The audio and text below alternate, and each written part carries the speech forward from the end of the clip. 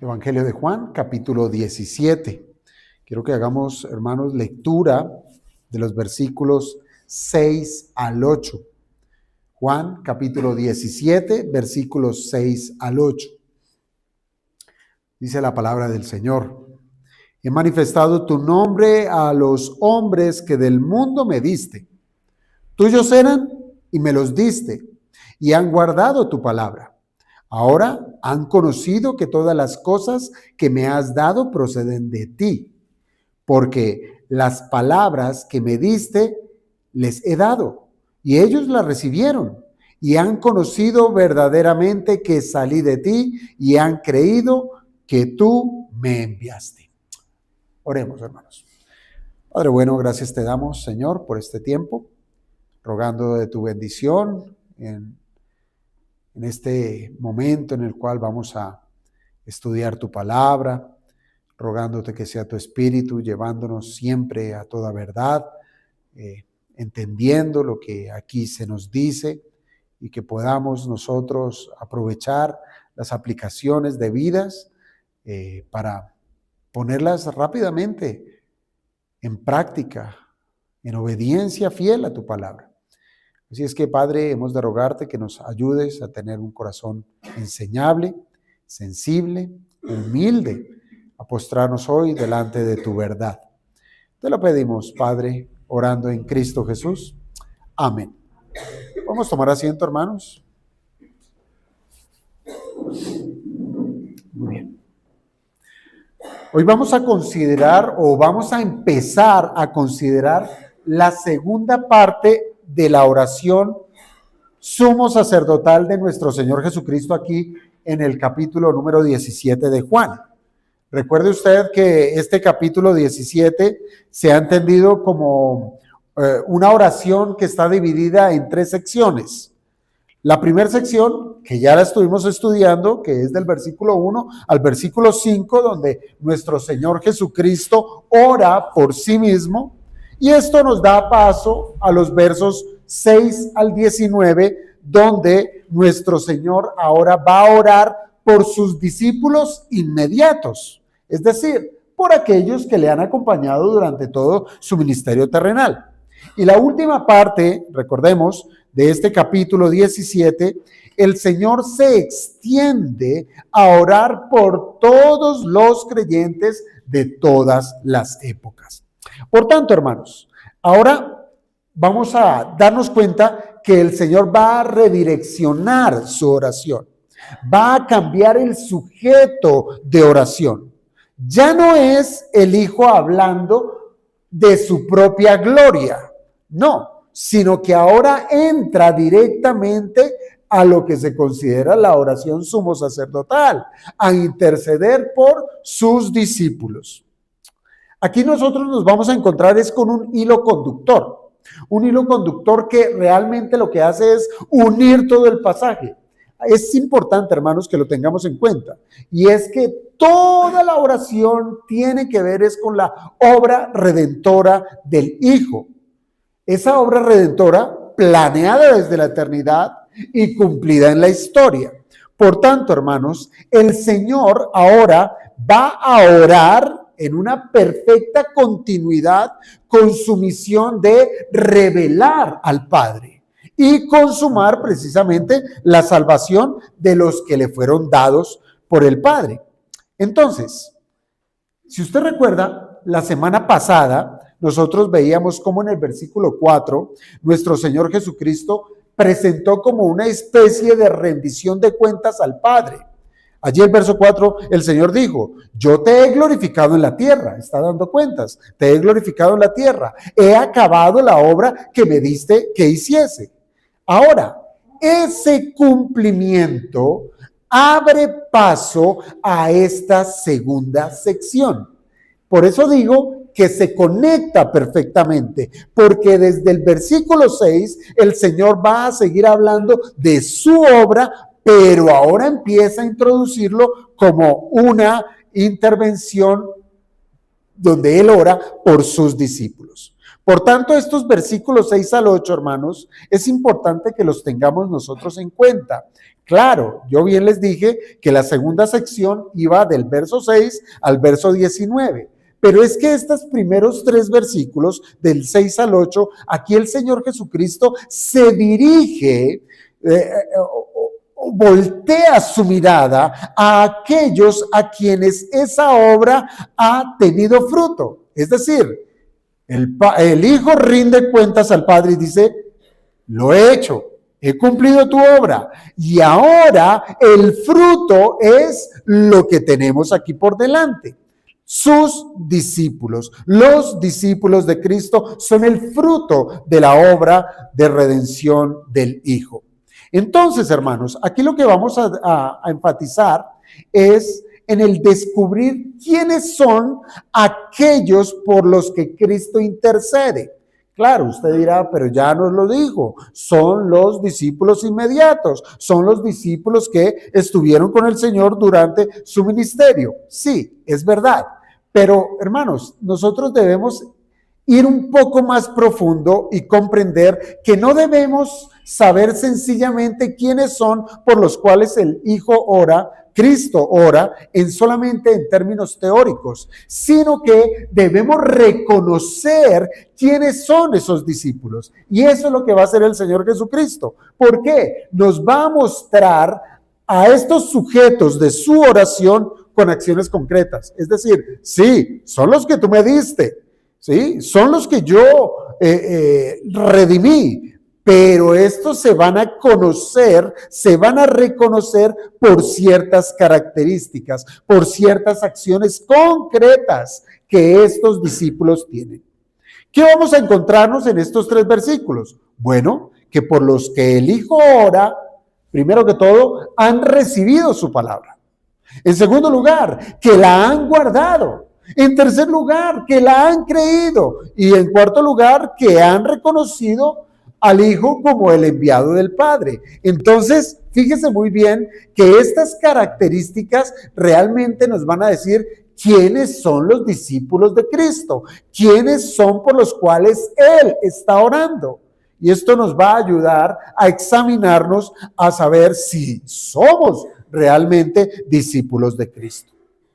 Por eso es importante, hermanos, subrayar que la oración de Cristo no es un asunto general, no es un asunto que se extiende a que el Señor va a orar por todo el mundo. No, claro, usted va a ver a lo largo de los evangelios en la vida terrenal de nuestro Señor, usted va a ver a nuestro Señor Jesucristo en su ministerio, que Él hizo bienes a muchos, sin hacer ningún tipo de acepción de personas. Siempre su misión en este mundo fue hacer el bien.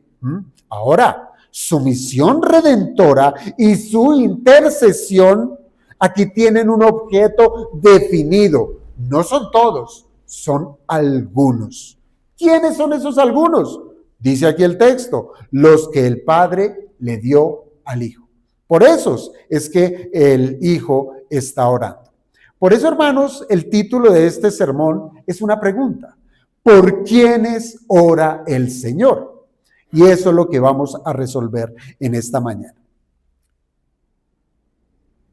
Ahora entienda una cosa, que usted encuentre una oración particular acá, en donde el Señor no está orando por todos, sino por un grupo en particular, no debe ser un motivo de desánimo, de decir, ¿será que está orando por mí?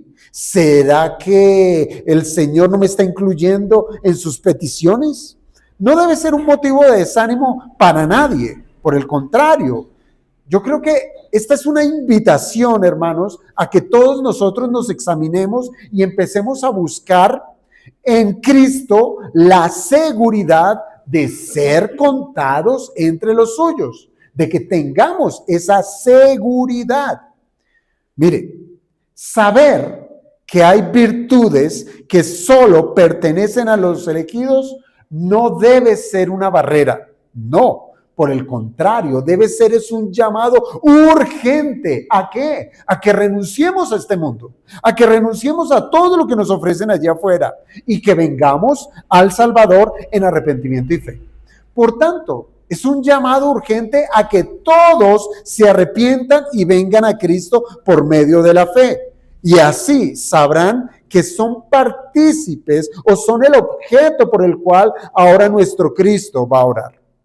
Yo pregunto, ¿quién no quisiera estar en el corazón de nuestro Señor Jesucristo? Allá guardado, que el Señor lo tenga como un tesoro. ¿Quién no desearía ser mencionado en los labios de nuestro bendito Salvador delante del Padre, orando por usted? ¿Quién no quisiera para que el Padre lo guarde en medio de este mundo malo? Yo creo que todos quisiéramos eso, ¿verdad? Imagínese por un momento. Quiero ilustrar esto de esta manera. Imagínense a un pastor. Usualmente los pastores con sus ovejas reales, los animalitos me refiero, llevan a pastar a sus animales y allá se reúnen muchos rebaños de muchos pastores, ¿sí? Imagínense a un pastor que recorre cuidadosamente los lugares, las praderas, al caer la tarde para ir a buscar a sus ovejas. No va por todas, va por las suyas.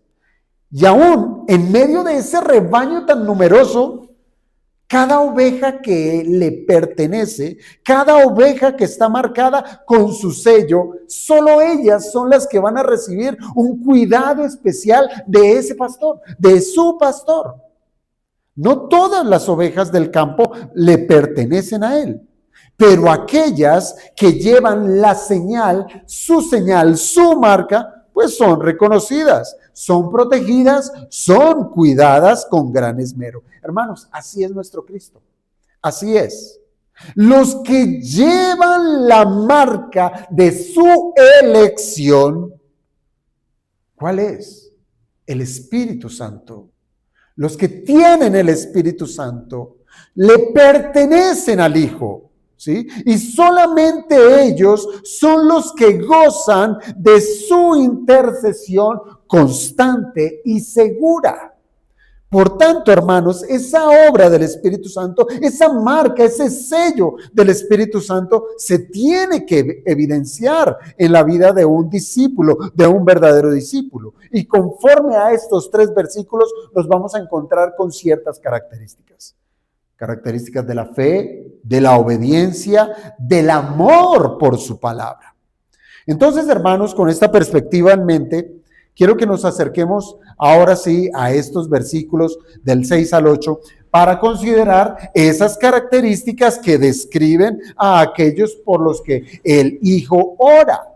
Y cómo esto nos llama a cada uno de nosotros a que nos examinemos para ver si somos contados entre ellos por los cuales el Señor ora.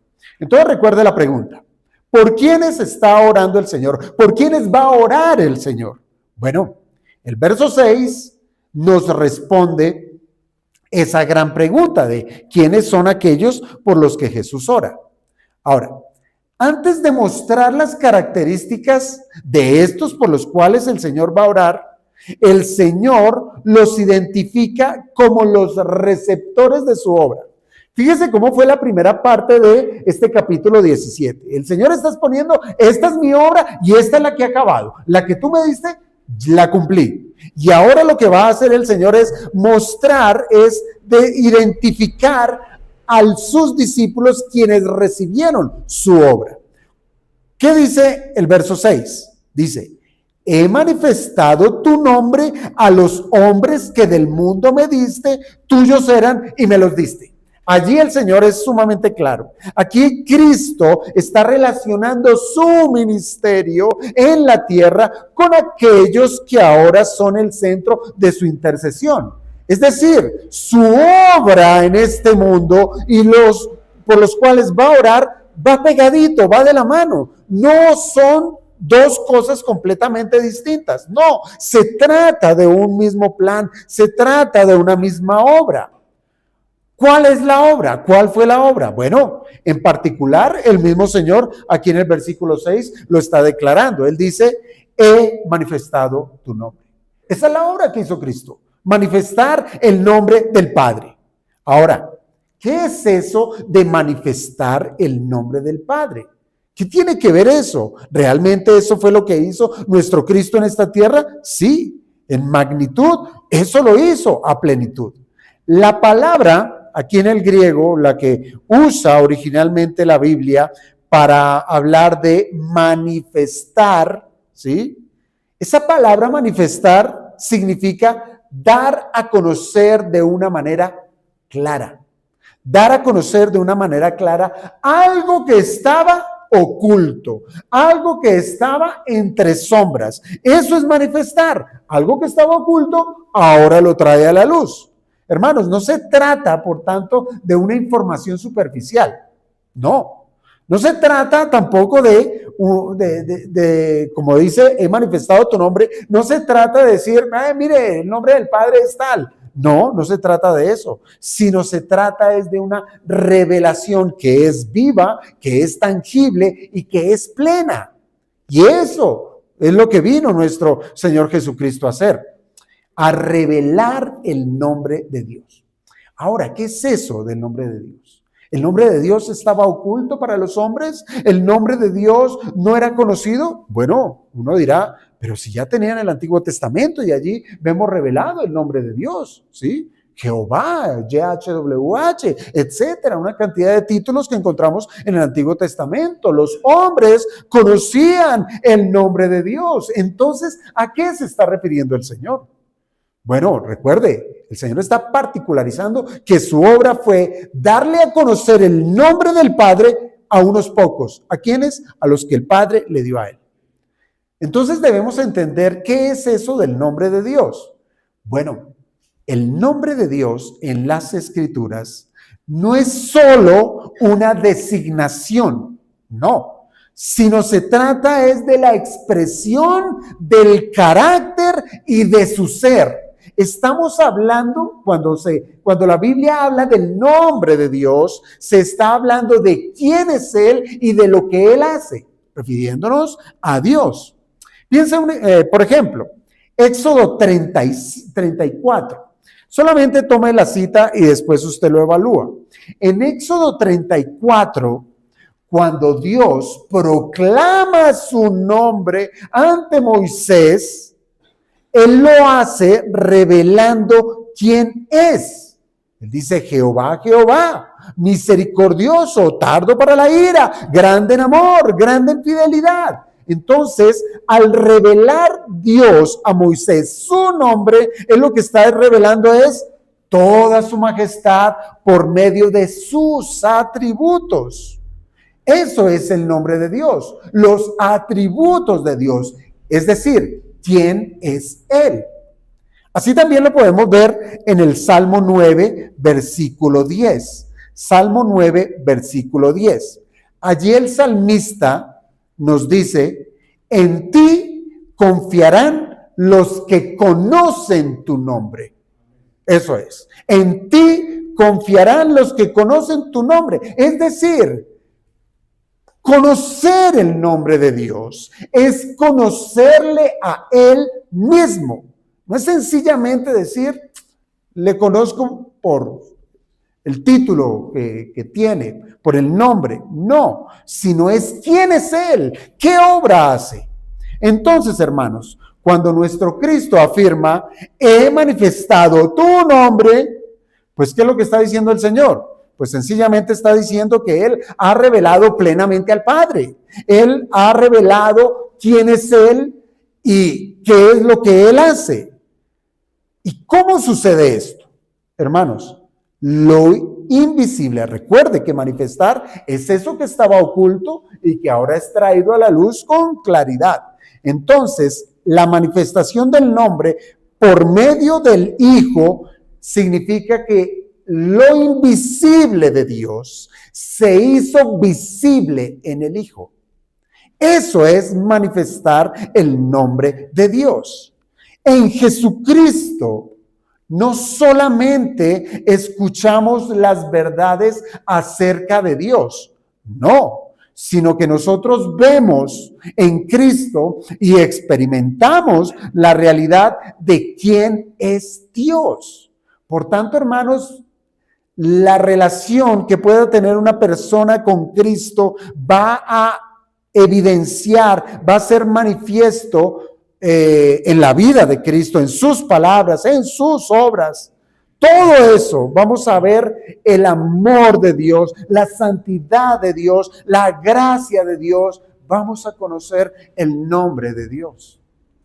Y el Señor lo cumplió. He manifestado tu nombre. Ahora bien, ¿a quién se les reveló todo esto? ¿A quién el Hijo manifestó el nombre de Dios? ¿A quién le dio a conocer quién es el Padre? Bueno, el Señor mismo lo aclara en este versículo 6. Él dice, he manifestado tu nombre a los hombres que del mundo me diste.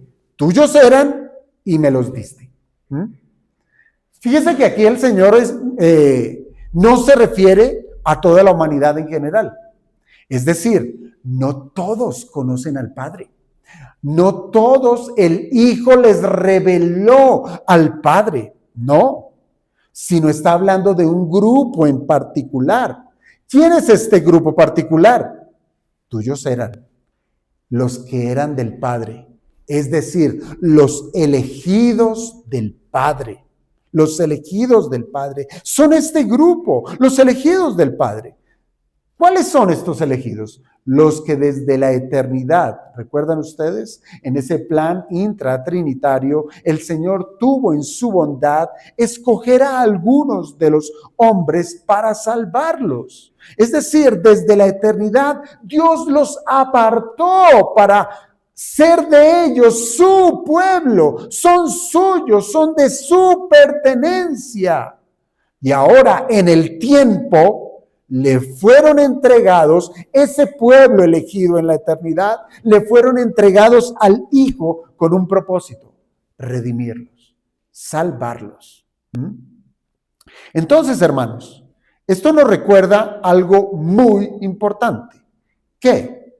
Que la elección de Dios no fue por mérito alguno de nosotros. Entonces nadie puede levantarse aquí y decir, bueno, Señor, pero ¿por qué aquí tú dices que solo algunos que del mundo estaban? Pues yo quiero. No es de si yo quiero, es si el Padre lo decidió desde la eternidad. No hay nada en el ser humano que pueda hallar un mérito como para decir que Cristo ore por mí. No, solamente Él ora por los que el Padre le dio. No hay mérito de parte del hombre. Cristo está aquí subrayando que estos hombres fueron tomados, sí, del mundo. Y esto nos da a entender algo muy importante, hermanos. Que hayan sido tomados del mundo, es decir, de toda esa manada, de toda la humanidad, de todo el mundo, de todos los tiempos. Es decir, de todo ese ambiente caído, de todo ese ambiente hostil, de una raza caída, pecadora, de allí Dios escogió a algunos, escogió pecadores, donde nadie, ninguno podía presentar justificación propia. Nadie puede decir, bueno, ora por mí porque yo soy bueno. Ora por mí porque es que yo voy a la iglesia. Ora por mí porque mis papás son cristianos. Ora por mí porque quiero que ores por mí. No. Se trata es de una elección soberana. Los hombres, y lo leo nuevamente, he manifestado tu nombre a los hombres que del mundo me diste. De esta situación tan calamitosa como lo fue la caída, de toda esa raza caída, Dios tomó a algunos para dárselos al Hijo, para que los salvara. Se trata de elección soberana, hermanos. Elección soberana. una elección libre, una elección de gracia. Y aquí, hermanos, yo creo que podemos hallar de manera anticipada una aplicación para nosotros. ¿Por qué? Si nosotros creemos en Cristo, es porque el Padre nos escogió. No es por otra cosa. No es por lo brillante, si soy inteligente, si tengo dinero, o si soy lo más pobre, si soy... No, nada de eso. Si nosotros creemos en Cristo, es porque el Padre nos escogió y nos dio al Hijo. Y en Él, en Cristo, hemos llegado a conocer al Dios vivo solamente por Cristo. No hay otra manera para conocer al Padre, no hay otra manera para conocer al Dios verdadero, solamente por medio del Hijo. Por eso ese conocimiento, hermanos, no vino de la sabiduría de los hombres, no vino de nuestras ideas ni de nuestra propia búsqueda. Bien dice el apóstol Pablo a los romanos, no hay quien busque a Dios. El hombre caído no tiene esa capacidad de buscar a Dios. Dios es quien vino a nuestro encuentro por medio del Hijo y se reveló por medio del Hijo. Por la revelación perfecta de Cristo. Por eso es que yo creo, hermanos, que debiéramos siempre considerar que es un gran privilegio, y es un privilegio tan grande, ser contado entre aquellos por quienes ora el Señor. Es un privilegio. Saber que nuestra vida, saber que nuestras cargas y aún nuestra eternidad están incluidas en la intercesión de Cristo, y esto nos da ¿qué? Seguridad. Seguridad. Y esto nos debe impulsar ¿a qué? A tener gratitud, a ser agradecidos. Y esto nos debe mover ¿a qué? A vivir en este mundo con fidelidad. Pero parece que somos olvidadizos en esos asuntos. Entonces, si nosotros no tuviéramos este capítulo 17, sencillamente, yo creo que no nos interesaría si alguien está intercediendo a la diestra del Padre por nosotros. Y ni siquiera nos seríamos movidos para decirle, Señor, gracias, porque al día de hoy tú me has cuidado, porque al día de hoy el Hijo está intercediendo por mí. Dicho esto, hermanos, quiero que pasemos a considerar las características que el Señor presenta de estos hombres de propiedad exclusiva del Padre que recibieron la revelación por medio del Hijo. Y estos hombres son, en primer lugar, los que guardan la palabra. Los que guardan la palabra. Esa es la primera característica de estos discípulos. Esta es la primera característica de aquellos que tienen el honor de ser el sujeto de oración del Hijo, de oración intercesora. Guardan la palabra. El Señor destaca una característica esencial de aquellos que el Padre le dio. Y es como lo finaliza el verso 6. Dice, y han guardado tu palabra. Por eso es que aquí no caben todos. Solamente un grupo, selecto por el Padre. ¿Y qué característica es? Que han guardado tu palabra. Esa palabra guardar, no podemos entenderla como usualmente hay muchos que consideran que guardar la palabra es coger la Biblia, cerrarla y meterla en la mesita de noche y quedó guardada tu palabra. No, eso no es guardar la palabra, ¿no? La palabra griega significa vigilar. ¿Se da cuenta? Que usted tenga la palabra de Dios y esté vigilante, la esté custodiando, la esté observando con sumo cuidado. Y hay algo en particular que tiene esta palabra guardar y tiene que ver con una acción. Tiene que ver con obrar la palabra. Es decir, guardar es mantener la palabra de Dios en obediencia. En obediencia. Eso es guardar. Por eso es que guardar tu palabra no es un acto pasivo, no, sino se trata es de un ejercicio consciente, es una acción perseverante, donde nos sujetamos a la voluntad de Dios y procuramos hacer lo que Dios nos manda. Y aquí la forma o el tiempo verbal también es sumamente importante, ¿sí? El tiempo verbal de han guardado, ¿esto qué implica? Que es una acción que ya se culminó, que ya se hizo. Prácticamente es como si el Señor estuviera diciendo, estos que tú me diste, ¿sí? Que del mundo los tomaste y me los diste, estos ya han guardado tu palabra. Entonces ahí es donde uno se pone a pensar, ¿cómo? Los discípulos del Señor fueron ya tan obedientes que cumplieron todo lo que el Señor les ha mandado. Bueno, eso nos indica el tiempo verbal, una acción completa.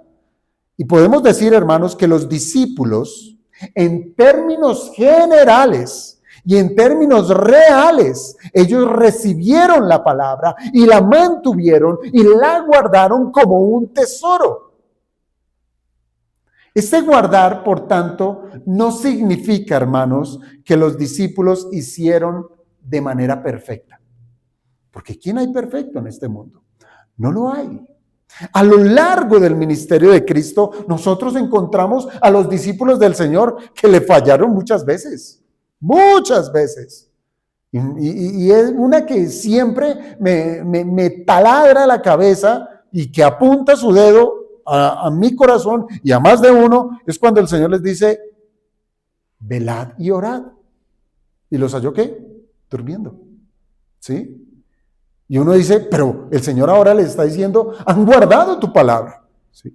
Pero lo que nos está diciendo la Escritura es que sí, estos hombres fallaron repetidamente. Mostraron incredulidad en algunos aspectos. Mostraron debilidad. Y aún en la hora más oscura, ¿sí? Lo que va a pasar después de esta oración, cuando viene la guardia del Sanedrín y arresta al Señor, vamos a encontrar que en esa hora tan oscura, los discípulos lo abandonan al Señor. Entonces, sin embargo, hermanos, aquí el Señor está testificando que ellos han guardado la palabra del Padre. Y esto es precioso, hermanos, porque realmente esto es propio del sumo sacerdote, de que él le diga al Padre, ellos ya cumplieron, ellos ya obraron. Mírame a mí, porque las obras que yo hice son imputadas a su favor. Es como si ellos las hubieran hecho. Y eso es lo que somos, hermanos, en Cristo, en Cristo. Claro, estos discípulos escucharon la palabra de Dios y la obedecieron en parte, ¿sí? Pero ¿qué es lo que tenemos acá? Que guardar implica someterse a la palabra, vivir bajo su autoridad y manifestar que lo que Dios ha hablado en su palabra es ley para nosotros. Aunque de manera imperfecta la podamos obedecer. Hermanos, aún así, guardar la palabra se trata de un corazón que está dispuesto a hacer la voluntad de Dios. Eso es, tener la disposición, decir, Señor, he fallado, pero quiero, lo anhelo. Hay una ley que me dice, amo tu ley, la amo, pero mi carne se revela a ella. Pero ahí está, hermanos, el guardar la palabra de Dios. Hermanos, hablar de una fe obediente, como les digo, no es una fe perfecta, sino se trata de una fe que es débil. Nuestra fe es débil. Está en proceso de maduración nuestra fe. Pero aún así el Señor distingue a sus discípulos del mundo incrédulo. ¿Por qué los distingue? Porque dice, estos han guardado tu palabra, pero el mundo incrédulo desprecia tu palabra. desprecia tu verdad. Aquí se revela, hermanos, por tanto, la gracia preservadora de Dios.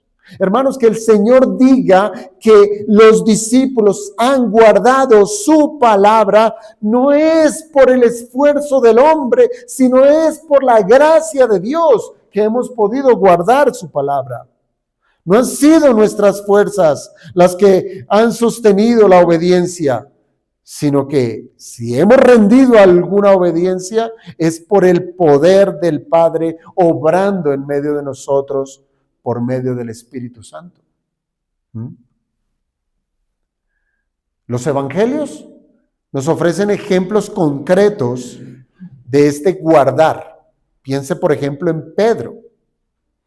Pedro, aún con todas sus debilidades y tropiezos y torpezas, él confesó, él dijo: Señor, ¿a quién iremos? Tú tienes palabras de vida eterna. No solamente se trató de una confesión por decir, porque realmente estos hombres, incluyendo a Pedro, estaban allí con el Señor. ¿A quién iremos? Solo tú. No tenemos a dónde más ir, solo tú. Y recuerden que esto está en el contexto de una pregunta que hizo el Señor. ¿Ustedes también se van a ir? Porque muchos lo habían abandonado. Lo habían abandonado, ¿por qué? Porque se decían los unos a los otros, escuchando las enseñanzas del Señor: dura palabra es esta. ¿Quién la puede obrar? ¿Quién la puede seguir? Y Pedro dice: ¿a quién iremos? Si solo tú tienes palabras. Y ellos estaban obrando en obediencia, estaban guardando la palabra de Dios. Por eso es que esta declaración muestra que la palabra fue recibida, que la palabra fue atesorada, que la palabra fue defendida en su corazón. Incluso, hermanos, cuando muchos otros abandonaron a Cristo, estos, los discípulos del Señor, estuvieron con Él. Otro ejemplo lo podemos ver también en el contexto de los 12, quienes permanecieron con Jesús a pesar del rechazo general que Él tenía. Por ejemplo, Lucas 22, verso 28 nos dice: vosotros sois los que habéis permanecido conmigo en mis pruebas. Sí, el Señor está diciendo eso de sus discípulos, está sacando a la luz que ellos verdaderamente han guardado tu palabra, a pesar de que el mundo tiene por enemigo al Cristo y a todos sus seguidores. De esta manera, hermanos, la declaración de Cristo de que han guardado tu palabra se convierte en un testimonio de la obra soberana de Dios en sus elegidos. Hermanos, aquellos que fueron dados al Hijo son capacitados para guardar la palabra. Esa es una característica. En contraste, los que pertenecen al mundo, ¿qué hacen? Rechazan la palabra, la tuercen, la olvidan, no la obedecen. Pero los suyos, los que el Padre le dio, los que el Padre tomó de este mundo, aunque débiles, aunque necesitados, llevan esta marca distintiva. Su vida está definida por una relación de fe, por una relación de obediencia hacia la palabra revelada de Dios. Entonces, ¿por quiénes ora el Señor? Por los que guardan su palabra. Pero, en segundo lugar, ¿por quiénes ora el Señor? Bueno, la segunda característica está en el verso 7, que dice que los que son los que reconocen el origen divino de Cristo. Por ellos ora Cristo, los que reconocen el origen divino de Cristo. Hermanos, el Señor está añadiendo esta característica, y es una característica fundamental de aquellos que son de propiedad del Padre y que se los dio al Hijo. Allí dice el verso 7. Ahora han conocido que todas las cosas que me has dado proceden de ti. Con estas palabras, hermanos, nuestro Cristo nos muestra que la fe verdadera o el discípulo verdadero reconoce que todo en Cristo, es decir, su enseñanza, su autoridad, su poder, sumisión, todo lo de Cristo tiene origen divino. Tiene origen divino. Ahora han conocido que todas las cosas que me has dado proceden de ti. Reconocen que es de Dios, que no es fruto de los hombres, sino es un don del Padre. El mismo Juan usa este verbo conocer, ginosko. Recuerde usted que lo vimos en el versículo 3, cuando el Señor habló de lo que es la vida eterna y dijo, esta es la vida eterna, que te conozcan a ti. Y en su momento estuvimos hablando de esta palabra conocer. Y lo que debemos entender es que conocer significa, va más allá simplemente de conocer algo de manera mental, de una manera netamente mecánica. Conocer implica tener una relación personal, recuérdelo usted. Reconocer con el corazón y experimentarlo en la vida. Es una relación que hay con Dios, que hay con el Hijo. Y así fue con sus discípulos, hermanos. Recuerde, aunque con todas sus dudas, con todas sus debilidades, estos llegaron a estar completamente convencidos de que todo lo que Cristo hacía, todo lo que Él enseñaba, venía del Padre. Lo conocieron. Su poder de sanar, sus palabras de vida eterna, su misión de traer la salvación, no era de carácter humano, era de un orden celestial. Por tanto, hermanos, este es un rasgo esencial de una fe genuina. Reconocer que Cristo no camina separado del Padre, sino que Él camina en perfecta unidad con Él. Y bien lo había dicho el Señor ya muchas veces en este mismo evangelio. Por ejemplo, en Juan 5:19, el Señor dijo, no puede el Hijo hacer nada por sí mismo, sino lo que ve hacer al Padre. O en Juan 7:16, el Señor dijo, mi doctrina no es mía, sino de aquel que me envió. Hermanos, el verdadero discípulo descansa en esa convicción. Jesús no es un maestro más. No se trata de un aparecido que vino a hablar cosas que se le ocurrieron. No, sino que es el enviado del Padre que vino a cumplir todo lo que el Padre le encomendó.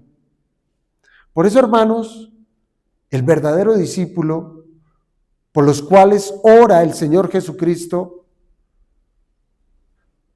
es aquel que tiene una relación profunda con el Hijo y reconoce que es divino. Reconoce que todo su actuar, toda su vida es de carácter divino. Pero hermanos, hemos de decir que si hemos conocido en nuestro corazón que Jesucristo es el Hijo del Dios viviente, entonces podemos estar plenamente seguros que hemos sido alcanzados por la gracia del Padre y que ahora Cristo nos tiene en sus plegarias, en sus peticiones. Una tercera característica, hermanos. En tercer lugar, ¿por quiénes ora el Hijo? Bueno, la primera parte del versículo 8 nos va a hablar que el Hijo ora por los que reciben y aceptan las palabras de Cristo. Y usted dirá, bueno, esto como que ya el Señor lo dijo desde el verso 6. Sí, el Señor ya había dicho que sus discípulos han guardado tu palabra. Pero es que fíjese que aquí ya no habla de guardar, sino que habla es de recibir y de aceptar. ¿Qué significa esto?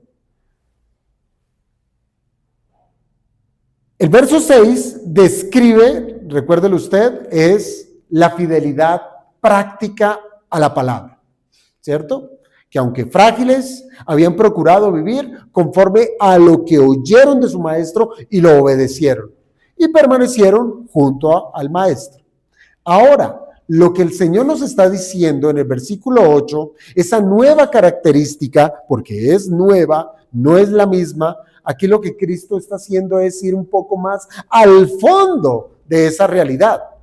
¿Por qué? Porque no sencillamente es obedecer por obedecer, sino que para poder obedecer, previo hay que recibir la palabra y hay que aceptarla.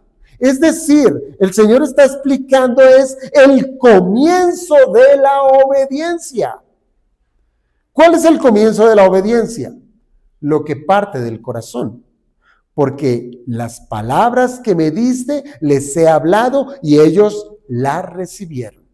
Hermanos, aquí no se habla tanto de la práctica externa, sino se está hablando es de la actitud interna del corazón.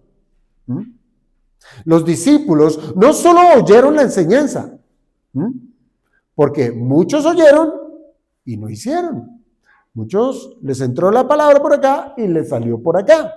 Aquí lo que nos está diciendo el Señor es esa palabra que entró físicamente por un oído, pero quedó completamente arraigada en el corazón. Los discípulos no solamente escucharon las enseñanzas del Señor, como bueno, vamos a escuchar el sermón de hoy, a ver qué nos tiene por decir, y se levantaron y se fueron y como si nada. No, sino que escucharon la enseñanza y la acogieron. Guardar la palabra en el verso 6 muestra el fruto visible. Recibir la palabra del verso 8 muestra esa raíz invisible que hay en el corazón. Hermanos, una cosa es obedecer externamente y otra es acoger interiormente con fe y con sumisión lo que Dios dice. Por eso, hermanos, aunque nuestra obediencia externa sea imperfecta, lo que está es en el corazón, es lo que valida el Señor. La obediencia ha de brotar es de esa recepción interior. Hermanos, Cristo aquí está subrayando que estos por los cuales va a orar recibieron las palabras que Él recibió del Padre y las dio como una verdad divina y ellos la aceptaron así como tal. Las creyeron.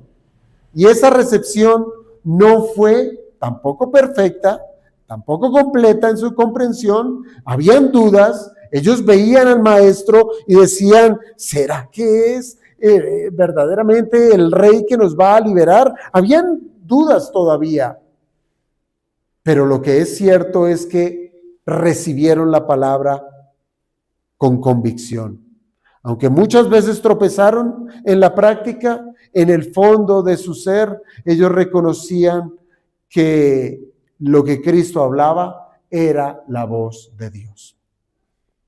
Hacer esta distinción es muy importante, hermanos, para nosotros. ¿Por qué? Porque nosotros podemos llegar a aparentar guardar la palabra de una manera externa. Es decir, podemos cumplir ciertas prácticas de orden religioso, podemos asistir a los cultos, podemos tener una conducta correcta externa. Pero hermanos, la verdadera prueba de nuestra elección está en recibir la palabra de Cristo en lo más profundo del corazón. Por tanto, recibirla significa darle la bienvenida, es aceptarla, incluso cuando esa palabra es incómoda. Porque puede ocurrir, usted sentado, escuchando la predicación, palabra dura, y dicen, no, esto sí, mire, entró por aquí y salió por allá, no es conmigo. O lo esquiva y eso era para el hermano que está atrás mío, no es para mí.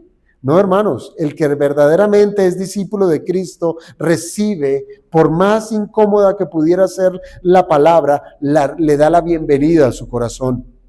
Cuando esa palabra lo que hace es abrir su alma y descubre el pecado que hay en medio de usted. Y aún así la recibe. O cuando desafía nuestros pensamientos, cuando desafía nuestros gustos, cuando desafía nuestra manera de vivir en esta tierra. Y aún así la recibimos y decimos, Señor, hay mucho por lo cual debo cambiar. Pero mire, piense en el incrédulo. El incrédulo puede oír, ¿cierto? pero no lo recibe, no lo recibe. Él elige qué quiere oír, ¿sí? Es como si fuera un restaurante y le pasaran la carta y él escoge lo que quiere comer y qué no quiere comer. Eso es lo que hace el incrédulo. Escoge, esto me gusta, esto me conviene, de esta parte no lo quiero escuchar, esto no me interesa, esto no va conmigo. Eso es lo que hace el incrédulo. Pero el creyente, el elegido, oye la escritura y aunque le duela, ¿sí sabe qué va a hacer? Se va a rendir a la verdad. Así es que, hermanos, el llamado es ¿a qué? A que guardemos la palabra, ¿sí? Pero asegurémonos primero de haberla recibido en el corazón con sumisión. Porque de lo contrario, la obediencia externa no será bien recibida por el Señor. Hermanos, la obediencia externa sin una recepción interna puede ser meramente religión. Un acto religioso, no más.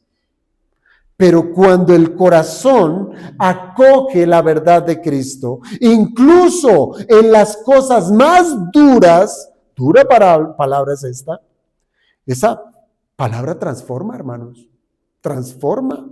Esa palabra consuela, esa palabra nos va a preservar, nos va a cuidar. Y allí está, hermanos, la evidencia de que pertenecemos a Cristo. Está la evidencia de que aunque no somos perfectos, aún así nuestra disposición humilde de recibir y de someternos a lo que Él nos habla, allí está la marca de que pertenecemos al Padre y pertenecemos al Hijo. Ahora, una cuarta característica que nos presenta el mismo versículo 8 es que los que conocen, es decir, que los discípulos por los cuales va a orar el Señor Jesucristo, por los cuales Él intercede delante del Padre, son los que conocen verdaderamente que Cristo vino del Padre. Los que verdaderamente creen que Cristo vino del Padre. Cuando el Señor afirma, han conocido verdaderamente que salí de ti,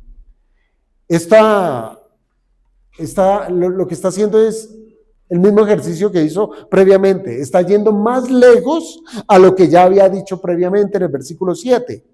¿Qué dijo en el verso 7? Han conocido que todas las cosas que me has dado proceden de ti. Y ahora en el verso 8 dice, han conocido verdaderamente que salí de ti. Entonces, primero está diciendo, ellos han reconocido que toda mi obra es tuya. Y ahora han reconocido que yo vengo de ti. Mire, allí, hermanos, los discípulos comprendieron que todo lo que Cristo poseía, recuerde usted, su autoridad, su doctrina, sus obras, absolutamente todo, venía del Padre. Pero ahora había algo más importante, algo más profundo, y es que el verdadero discípulo debe reconocer que el Cristo procede del Padre. Algo así ocurrió con Nicodemo. Recuerde usted, Nicodemo va de noche. Muchos dicen que Nicodemo fue de noche a entrevistarse con el Señor porque no quería ser mal visto por sus hermanos en el Sanedrín.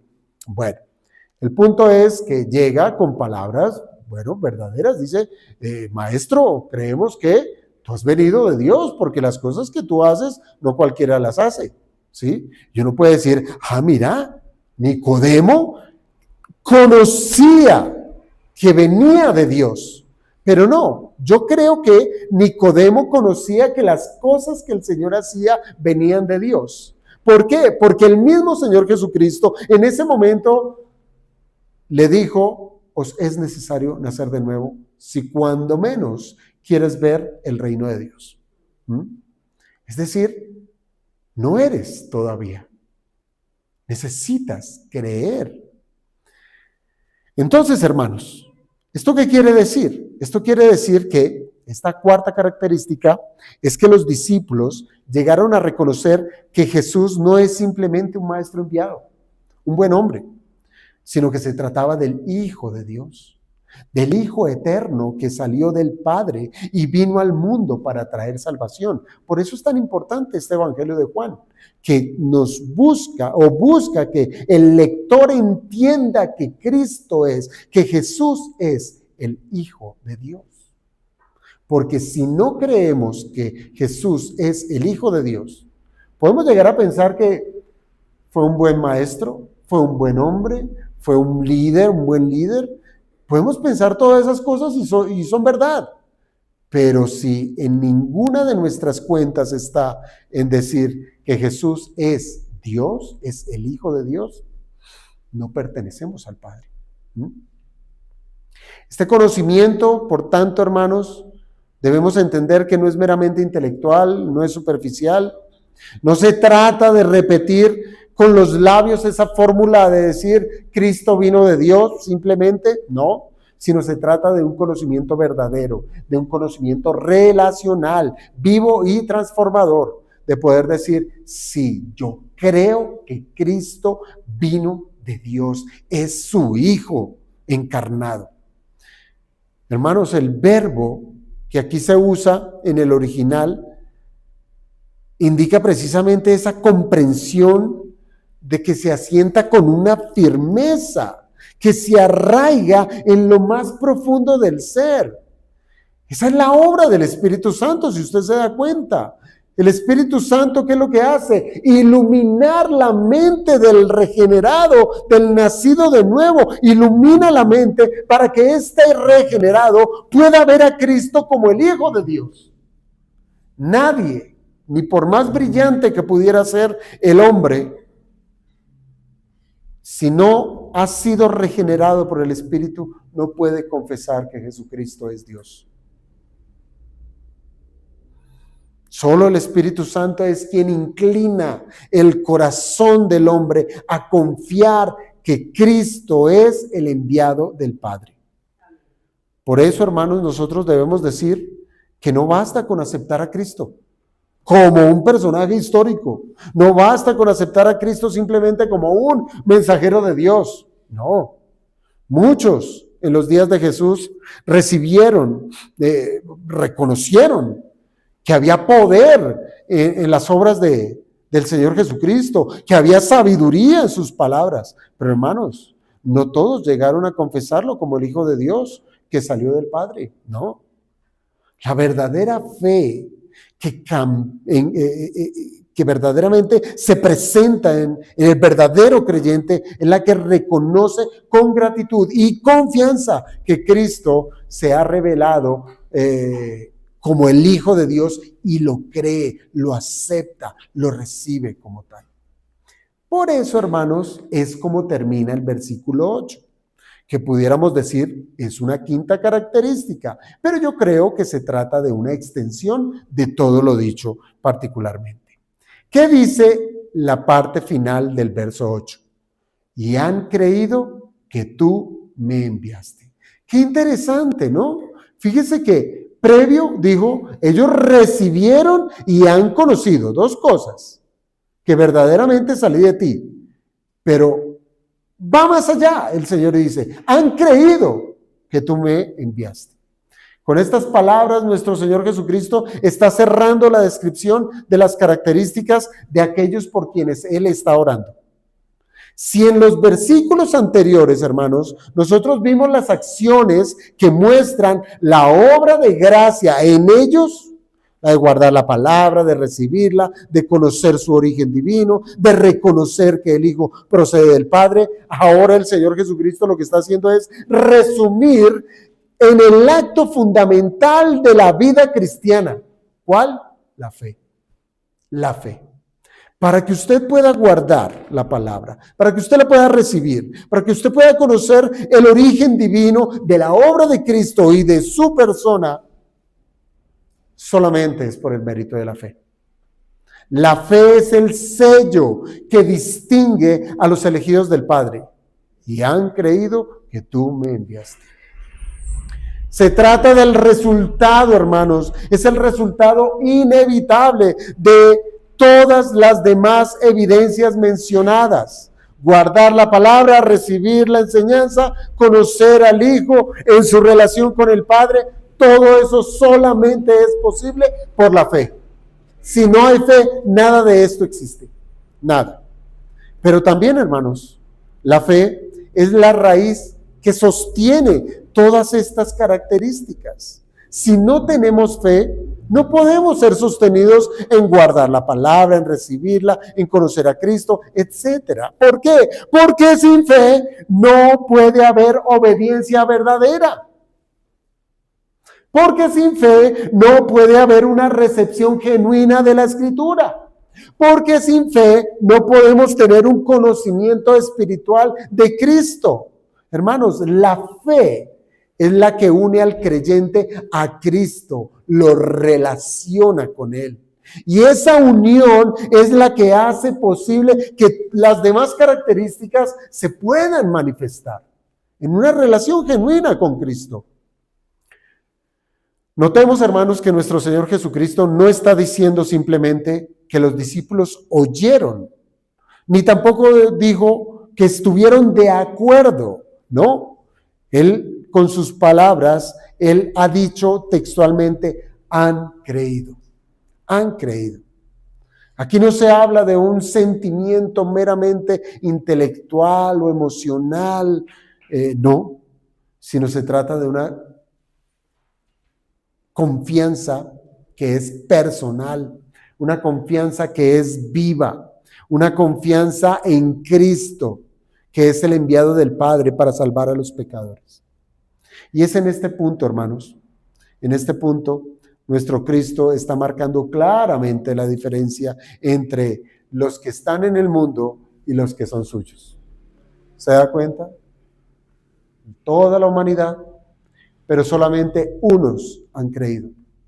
No todos, solo unos. ¿Y quiénes son estos? Los que son suyos, los que el Padre le dio al Hijo. Es decir, hermanos, la oración sumo sacerdotal de nuestro Señor Jesucristo no se dirige a todos los hombres de manera indiscriminada. No, el Señor está orando y sigue orando por aquellos que por gracia han llegado a creer en Él. Esa fe, aunque pueda ser débil, es verdad, aunque esa fe pueda estar mezclada con muchas luchas, esa fe es suficiente para incluirnos bajo la intercesión poderosa del Hijo de Dios. Si tu fe fuera de este tamaño,